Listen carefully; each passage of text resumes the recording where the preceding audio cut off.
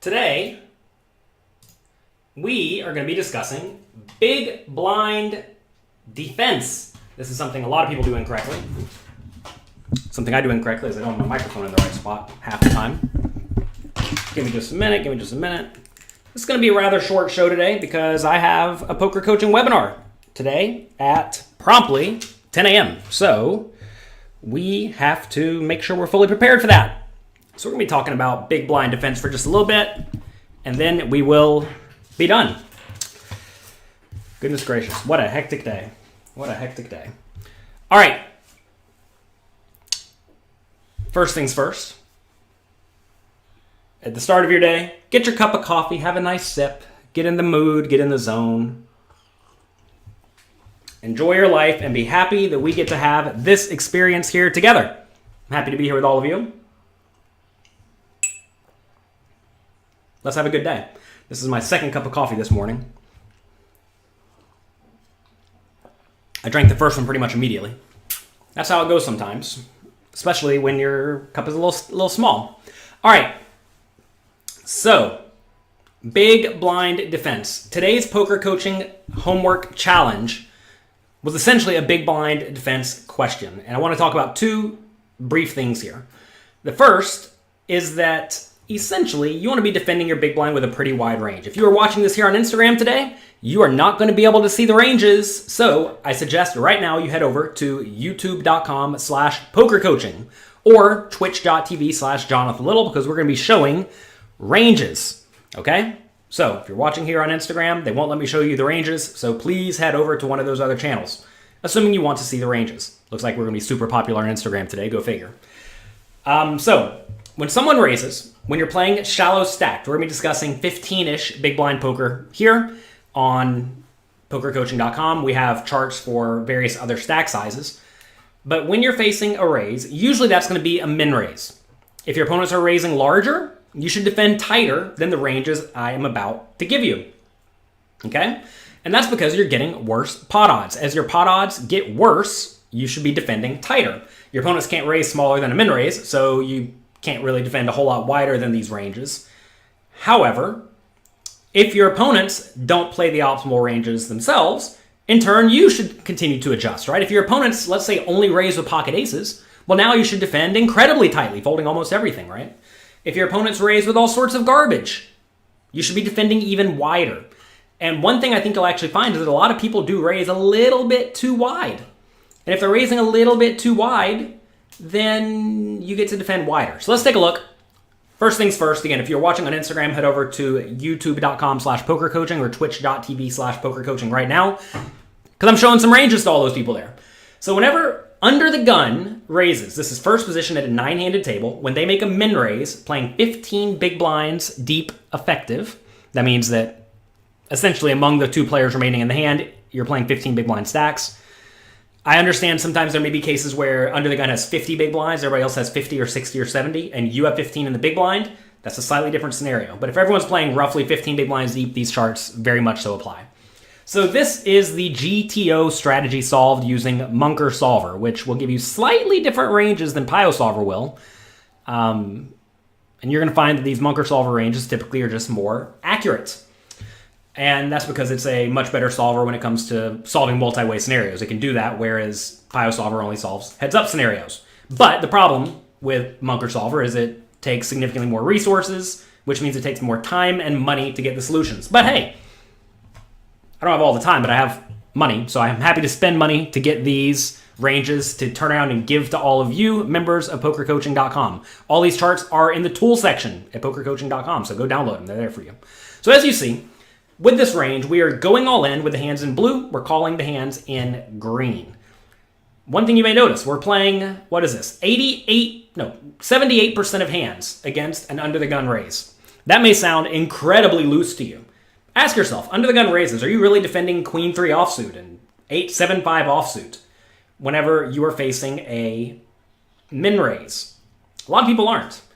Again, if you're watching on Instagram, go to twitch.tv/Jonathan Little or youtube.com/pokercoaching to see the images that I'm showing you. Unfortunately, I'll show you what we're dealing with here on Instagram. They don't let me show you the screen. You see how we can see the screen over there? See those ranges there? You don't get to see those more on Instagram because they make me use a separate device. How brutal, huh? You'd think they'd make it easy for me to share with everybody else. So anyway, go do that. Okay, so very, very wide defending range. 7-2 suited is playable. You'll essentially realize that the worst hands in poker in terms of equity realization, which means how often you are going to get the equity you need out of the pot, are the offsuit, the bad offsuit cards, usually medium card and low card offsuit. So you see these hands in white get folded, but everything else gets played. 6-3 offsuit gets played. 7-4 offsuit gets played. If you are playing deep in a tournament, which is usually when you're going to be playing shallow stacked, in that scenario, you should probably fold out the bottom of this defending range. You may say, why, if these hands are profitable? Well, we want to fold out the bottom of this range, like Queen 3 offsuit, 9-6 offsuit, 8-5 offsuit, 7-4 offsuit, 5-3 offsuit, 6-3 offsuit. You want to be folding out those hands because you want to make sure you're playing when you have a decent edge. And when you are calling with the very bottom of the range, these hands are like barely profitable. So if they're barely profitable, you should just fold them if there are payout implications. We just hired a new coach to PokerCoaching.com, James Romero. He is a world-class player, one of the top 10 players in the world last year. And he studies a ton when it comes to player pool tendencies. And he is going to be sharing with you how to make adjustments based on what your opponents do wrong. And, you know, for all we know, he may say to play a little bit tighter in this spot or maybe even a little bit looser, right? He's going to have data that will help us know how to further adjust from the Gto strategy. Burr said he came in 12th place in a 10,000 player tournament. Just short of the big money. Yeah, well, still not bad. Still not bad. Will webinar be at next full hour? I'm not sure what you mean. What is RFI? RFI means raise first in. That's whenever someone min raises playing 15 big blinds deep. So this is when under the gun min raises. All right, so as you see, very, very wide defending range. Let's now take a look at big blind versus low jack or hijack raise. As you see, pretty much equally wide ranges. Not a whole lot changes. It is kind of interesting to see hands like Queen 10 suited and Jack 10 suited jamming, whereas they're not jamming against under the gun. You see generally tighter jamming under the gun. That's because the under the gun player will call your all in more often. That makes sense, right? Because the under the gun player should be raising tighter, therefore you should shove tighter. As the raise comes from later and later position, you get to jam with a slightly wider range. 7% against under the gun, 11% against low jack or hijack. Okay? Again, very, very wide defense ranges. The reason we're covering this today is because at PokerCoaching.com at 10 a.m. Eastern Time in 50 minutes, I'm having a webinar specifically on 15 big blind defense and then how to play post-flop. And something a few people did wrong is they just played very, very tight before the flop. They were folding out a lot of these offsuit cards, a lot of the bad suited cards, and it's just too tight. You cannot be that tight. If you're that tight, your opponents are going to run you over, and you don't want to get ran over. If anything, you want to run your opponents over. All right, now it's going to start to get even looser. Cutoff versus big blind. So this is when the cutoff min raises, and we are in the big blind. In this scenario, you see now even more jamming. Now we're jamming 16% of hands. So stuff like ace-4 offsuit, any pair besides aces. Big ace-x offsuit, low ace-x offsuit, right? Big ace-x suited, low ace-x suited. And you may say, why are we not jamming aces? Well, because you need to slow play sometimes. In this scenario, I imagine aces and kings are both, if you want to look at the actual GTO strategy, they're probably both just flat called some portion of the time. And the reason for that is that it lets you call with a slightly wider range of junk. Like you see Jack 5 offsuit gets to call in this scenario. And that's probably because you get to, you have a hand like aces in your slow playing range. It is fine to slow play before the flop with exactly aces and kings. As we're going to see here, when you are on the button, you see now aces and kings both slow play. They just flat call before the flop.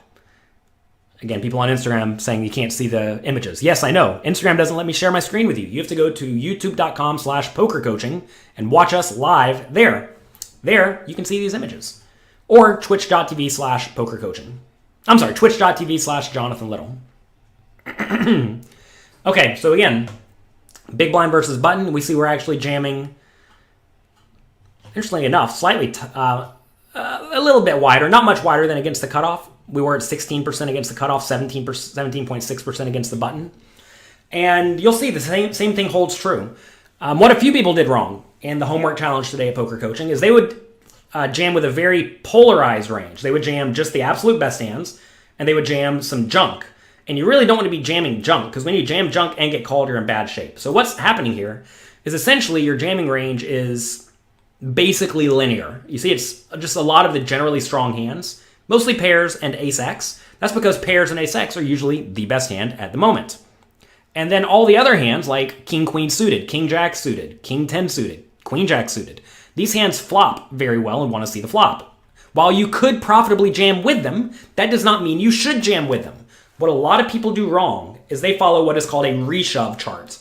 There's a popular push-fold app out there that has reshove charts, and people blindly follow them, and that is a big, big, big mistake. You are literally lighting your money on fire. And in this scenario, you see we're supposed to play about 75% of hands. I'm not sure the exact number following a reshove chart because you should not use that strategy, but you can probably only profitably play something like 40% of hands or 50% of hands if you're following a reshove chart. So would you rather play 50% of hands profitably, or would you rather play 75% of hands profitably? Well, it turns out your options are not only all in or fold. When you're playing shallow stack, you get to call sometimes. And this is a good example of this, where you see all of these hands in green that you're supposed to call.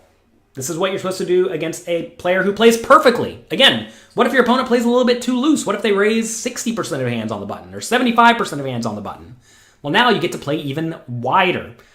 And interestingly enough, if you look at the equity of all these hands that we fold, like 10-4 offsuit, 7-4 offsuit, they're actually just barely unprofitable.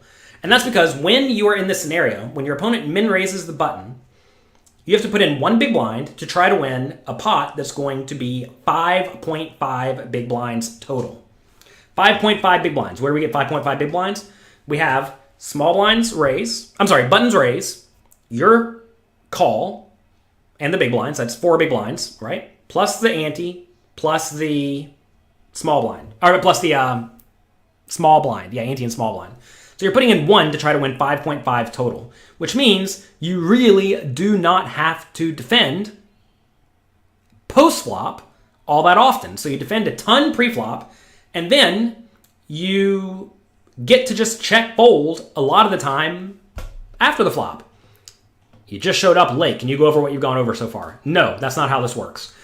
However, you can watch the replay. All of the replays of A Little Coffee are available at youtube.com/pokercoaching. If you're listening to this on Audible today, sorry you don't have the charts, go to pokercoaching.com, look in the tool section. You can actually download all the charts and have them forever. One of these charts has 4s and 5s jamming, but not 6s. Why is that? These are implementable GTO strategies for 15 big blind poker, which means if you actually go through the GTO strategy of, let's see what chart you're referring to. You're referring to big blind versus under the gun. What's really happening here is probably 6s, 5s, 4s, and 3s all jam some portion of the time. Like, let's just say 50% each, roughly. In that scenario, it doesn't really matter what you do with either of them as long as you are calling them roughly 50% of the time and jamming them roughly 50% of the time. A way to make this implementable, though, is to just pick one hand and do it 100% and pick the other hand and do it 0%, opting to use the other strategy, whatever it is, the opposite amount of the time. So let's say 6s is jammed 50% and 5s is jammed 50%. And they're called the other 50%. Just pick one hand and jam it all the time and pick the other hand and call it all the time. It's not perfect GTO, but it is definitely close enough, and you can just print out a chart and follow it. It makes your life way easier. Same thing, if you look at ace-5 suited jamming here and ace-4 suited calling, it's probably some mixed strategy. For all I know, it could be like 30, 20, 20, 20 for ace-5, ace-4, ace-3, ace-2 suited. And if that's the case, then you can just pick one hand and shove it every time and pick the other ones and call it every time. So these are implementable GTO charts. They're not perfect GTO charts, but they're charts that you can blindly follow. Why are we just calling aces? To trap. Yeah, aces are great. Aces are great. Polly says, yeah, my homework is terrible now. Yeah, today is Poker Coaching Homework Challenge Day, so this is part 1 of that question. Is it only when heads up on the flop, or does it count in situations where the small blind flats too? No, when someone raises and someone calls in between, it changes things significantly. If someone limps and then someone raises, it changes things significantly. We're discussing the specific scenario where someone raises and then everyone else folds to you. Is king 10 suited in the cutoff with 11 big blinds to shove? Depends on what your opponents do, right? Does this strategy work in sit and goes? Well, in ICM matters a lot. Sometimes you should play this way, sometimes you shouldn't. If you're enjoying this video today, click like, click subscribe. That goes a long way to helping me help others. Now let's discuss big blind versus small blind limp. So whenever everyone folds to the small blind, you're going to find that if they're good, they're most likely, with a 15 big blind stack, going to use a wide limping range with some shoves. Kind of a linear shoving range like we're shoving over raises. So when the small blind limps, here is the strategy for the big blind. Again, if you're watching this on Instagram, sorry you can't see the charts, head over to youtube.com/pokercoaching to see them. So you see we are raising with all of the best hands for value, just a pure, straight, linear range, right? Sixes and better, A7 suited better, Ace-9 offsuit better, King-9 suited better, King-Jack offsuit better, and Queen-Jack suited. And when we raise those hands and get jammed on, we call off against an all-in. And then we have a smattering of bluffs. We have some King-X offsuit, Queen-X offsuit, Jack-X offsuit, 10-X offsuit, 9-X offsuit, 8-X offsuit, and 7-2 offsuit. These hands get raised as a bluff. When I say raise, I mean a non-all-in raise to about 3.5 big blinds or so. And that's a powerful strategy. Again, notice the hands that are likely best but flop poorly are jamming. That's going to be common on all these scenarios. That's going to be Ace-X offsuit and the low pairs. Okay? And that's the plan. If we do raise to 3.5 big blinds and then the small blind jams, we call it off with all the obviously good hands, right? Six is better, ace, seven, all these hands on the top. And we fold all these hands on the bottom. And that's going to be impossible for the opponent to exploit. If the small blind just open jams all in for 15 big blinds, oh, it's not going to let me show it. How do I do this? Let's see. Give me just a second. Let's see if I can figure out a way to do this. There we go. Okay, if small blind open jams all in for 15 big blinds, we call off with this range. You may say King 9, 10-9 suited, King 7 suited, Jack 10 offsuit. Well, if the opponent is playing perfectly, that is what we should call off with. However, again, this is the game theory optimal strategy.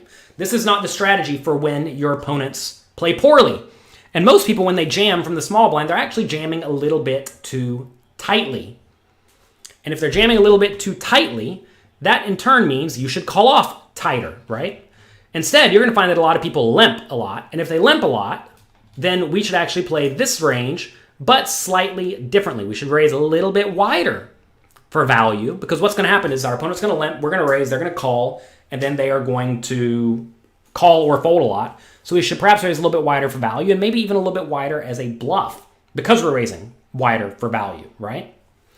So that is what we're doing in this scenario. So this is generally how you want to play the big blind. A big, big, big important point here is that you want to be calling a ton from the big blind. And that's because you are getting amazing pot odds before the flop. And when you're getting amazing pot odds before the flop, you really just don't have to win after the flop all that often. And the nice thing about being shallow stacked is that when you call pre-flop, if you make any pair, you're just happy to get it all in. You're playing for your stack. Whenever you flop any draw, you're happy enough. You're going to be playing for your stack. However, when I say playing for your stack, something a lot of people do wrong is they always check shove the flop. I did this for the longest time, and to be fair, it's not that bad of a play. It's kind of like rejamming. It's profitable, but it's not the best play. The best play after the flop, a lot of the time, is to actually check raise small with the majority of your range. So, say we do defend. Flop comes anything. In our homework challenge today, I think it comes like 10, 7, 6, something like that. We check. The opponent bets 1.5 big blinds or 2 big blinds. You should check raise small to like 5 big blinds, leaving yourself 8 big blinds behind. You may say, what? What?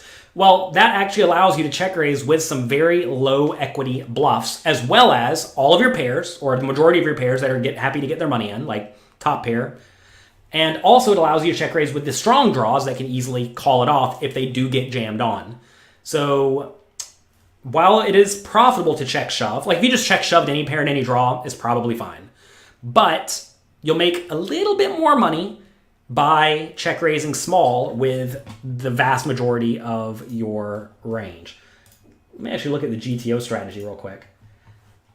Is there a way to show you all this? No, there's not a way to show you this. In this scenario, the GTO strategy actually does not have any all-ins on a board like 10-7-6. It check raises small with all of the hands it plans to check raise, and only to about 2.5 times the opponent's bet, which is really interesting on a board like 10-7-6, 2 hearts. You'd think you may want to check raise some flush draws and some hands like Queen 8 for a gut shot. But in reality, no check jamming range, just a small check raising range with the strong made hands like top pair and some smattering of draws. So cool stuff. We're going to be discussing that thoroughly in the Poker Coaching Homework Challenge later today. You're trying to buy the spring sale, but you can't find it. Yeah, you missed it. It ended yesterday. However, if you send an email to support@pokercoaching.com, tell them that you want it because I said you can get it in a little coffee today, I will make sure you get it. Send an email to support@pokercoaching.com to get a big discount on Poker Coaching and Poker Coaching Premium.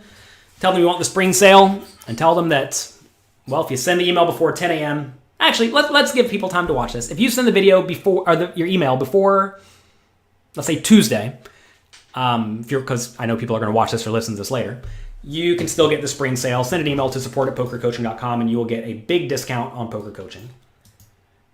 Is there content on Poker Coaching that answers short stack, raise first in to induce versus just shove? Which strategy is most profitable? Well, most profitable depends on your opponent's tendencies, right? But we definitely have loads of content on how to play short stack. We have content by Michael Acevedo, who literally wrote the book, Modern Poker Theory. It's right back there behind me. He wrote the book on GTO strategy, and he discusses how to play all these scenarios thoroughly. He has videos on Poker Coaching, specifically on short stacked strategies. So make sure you check those out. You hated that part on the homework. What is RFI? RFI means raise first in. That means when everyone folds to that person, they raise, and then everyone else folds around to you. Do we have any check raise folds in this spot? Yeah. When you do check raise, let's see. GTO strategy. Let me see if I can find some ones that are obviously check folding. Queen Jack. Queen Jack offsuit is going to check raise and then fold, right? That's a check raise. We have stuff like Ace 5 offsuit. Check raises sometimes on 10-6-5.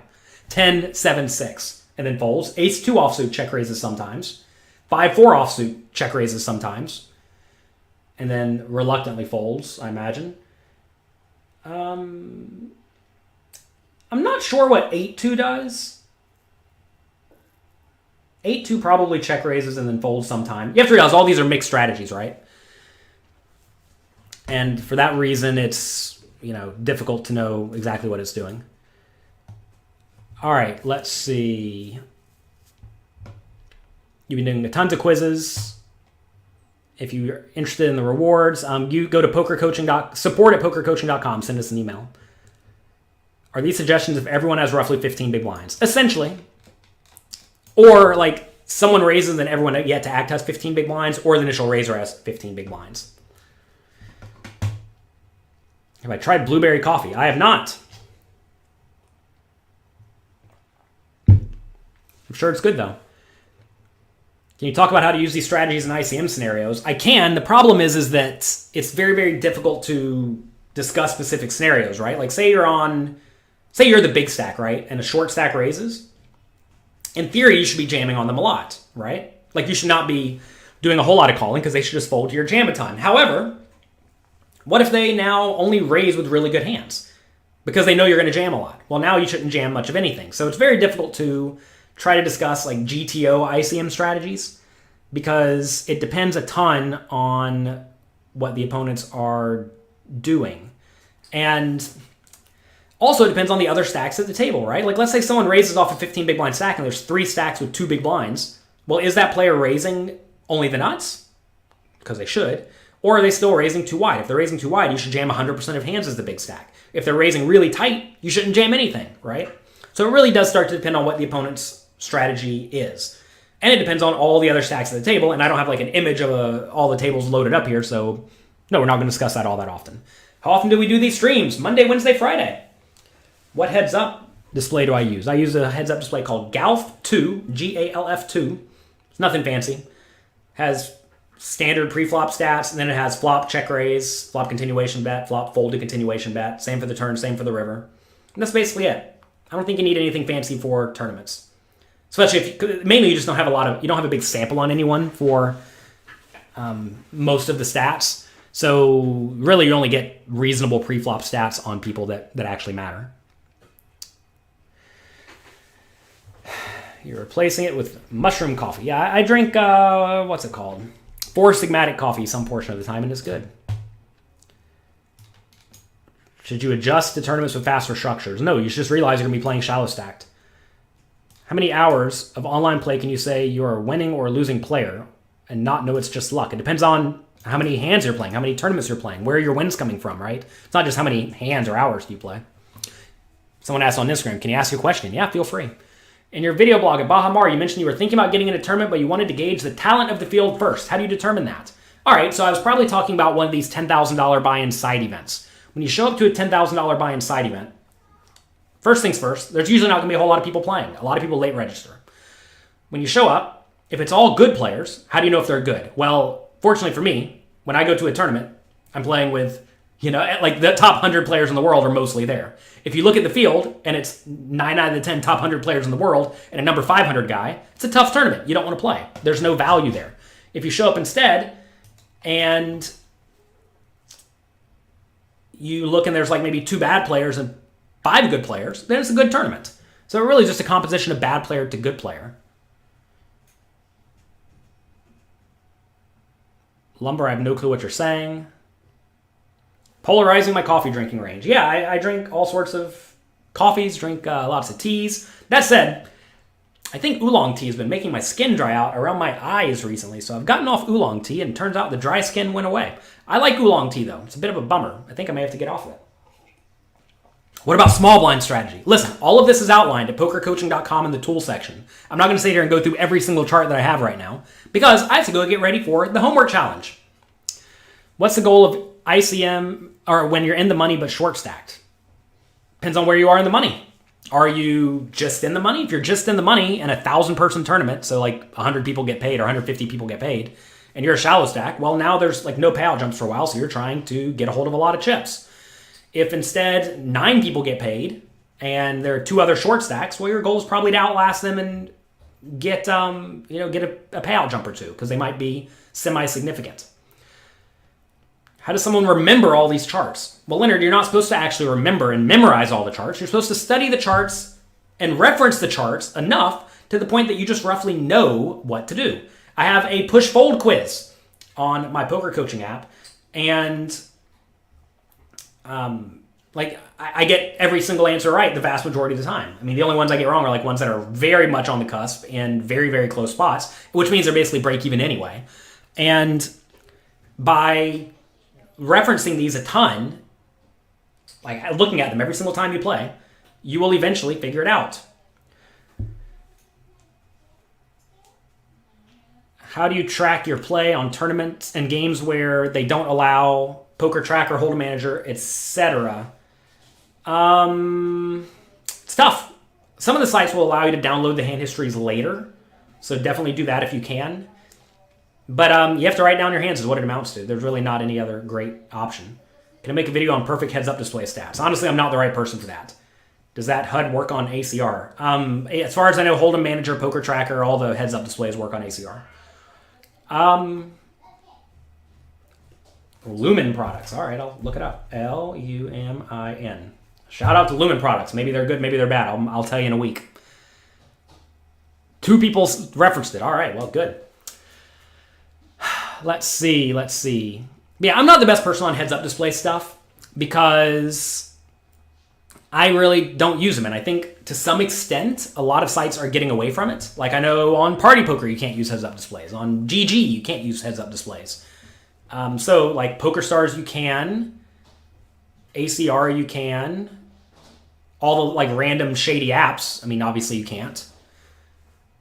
I say obviously, I presume you can't. Maybe there's a way to play them on your computer, I'm not sure. Maybe you can, I don't know. I'm not playing on any of the shady sites. So anyway, I don't know. Just go to hold'emmanager.com and look at list of supported sites. It'll come right up. It'll tell you. It's not like don't ask a random dude on the internet. Go to the company's website and see what the company says. Should you focus on tournaments or cash games or both? You should probably focus on one if you're not great already. If you're not already crushing a game and beating a game, and you've actually played a decent amount of time, so you're not just like a total novice, then you should probably focus on one game. And usually for most people, that is cash games. And the reason is cash games, or something like sit and goes, is because you can play those for a short period of time, right? Because if you play cash games, you can play cash games for like 30 minutes or an hour or 2 hours and be done. Whereas if you play tournaments, you're locked in all day, every day. Last night, one of my friends won 130K online in a tournament, but the tournament started at like 3 p.m. and lasted until 4 a.m. or something like that.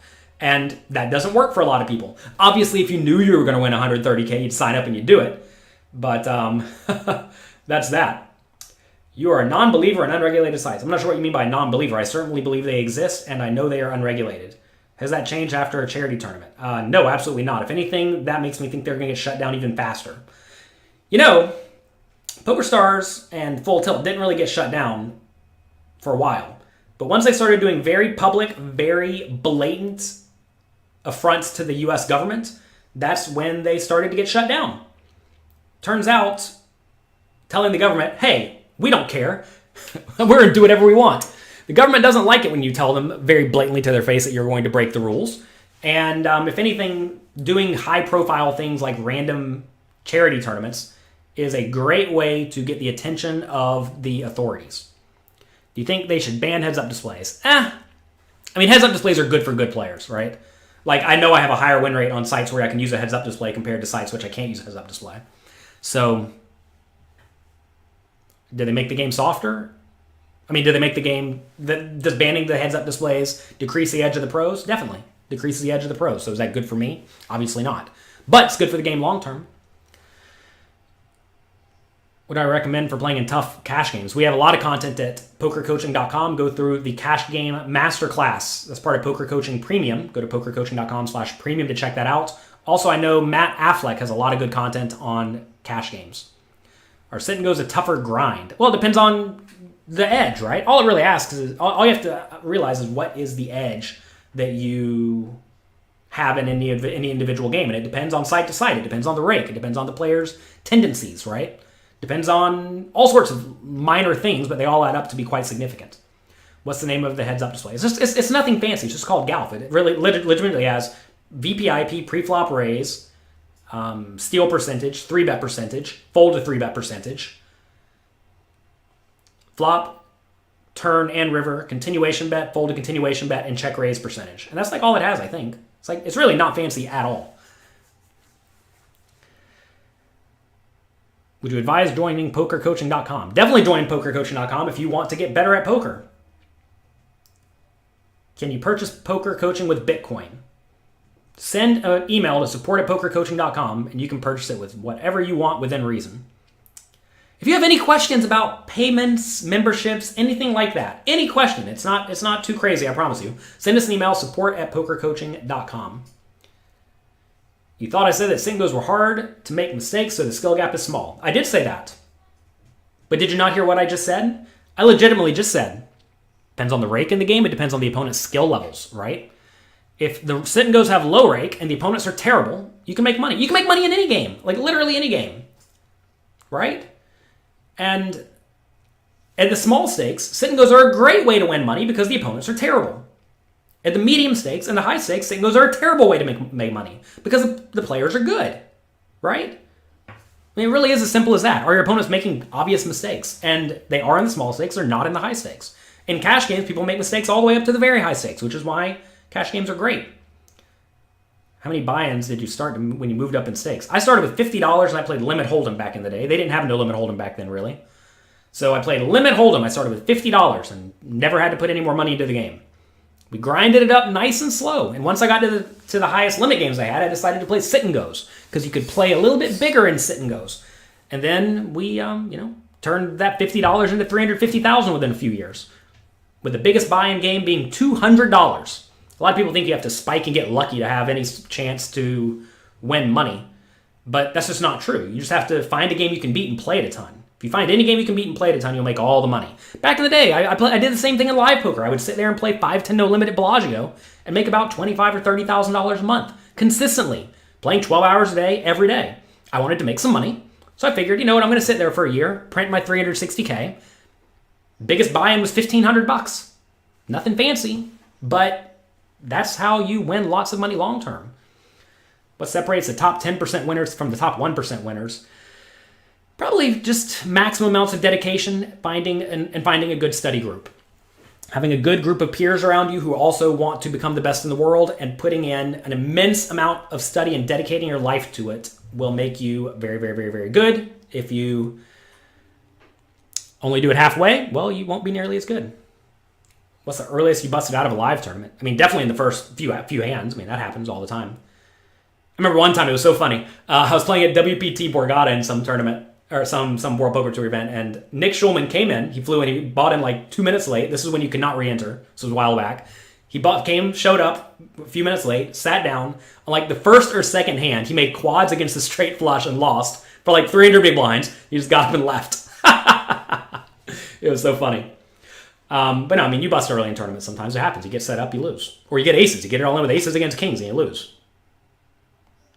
12 hours a day. What do you do to avoid burnout? Turns out you don't get too burnt out when you're making $1,000 a day. At least I don't. Could you imagine being unhappy making $1,000 a day? That's insane. All right, I have to get going. I have my poker coaching homework challenge right now. So I have to go. If you want to be part of the challenge, go to pokercoaching.com, sign up right now, and we're having a webinar where we're going through a interesting short stack scenario coming up right now. Did I cash out for my bankroll when I was playing tournaments? Whenever I was started with $50. No, my goal wasn't to cash out money and spend it. My goal was to get good at tournaments and get good at cash games, get good at sit and goes and win money, not spend my money. If you spend your money, you can't move up as fast. Do you take some of the money out of your bankroll? No. Don't take money out of your bankroll. That is a detrimental mistake, assuming you don't need the money. My favorite story about this is whenever I first started playing, me and one of my friends played poker together. We were both good. We were the two best players in the game. We probably won about the same amount. Every time he would win $20 and $1 buy-in games, he would spend it on a new CD or buy a new pair of shoes. I would just keep it. After 6 months of this, I had a nice little pot of money. He had a bunch of CDs. I don't know what he's doing today, but he's not playing poker professionally. And, well, it turns out if you spend all of your money on nonsense, you'll have a bunch of nonsense. If you keep money in your bankroll, you will be able to play bigger games and print more money. Do you play PLO much? I played PLO very hardcore for about 6 months, as I've done most games, to get experience and learn it just in case the game takes off. But PLO is definitely not taken off, so turns out it was not the game of the future like people thought it was. Kind of like short deck. I don't think short deck's going to be the game of the future like some people think it is. I could be wrong, but seems like No Limit Hold'em is where the action is, and it doesn't seem like it's changing anytime soon. All right, I have to go. If you enjoyed this, click like, click subscribe, share with your friends. Thank you very much for being here. I will be back on Wednesday, bright and early, 9 a.m. Eastern Time, for another episode of Little Coffee.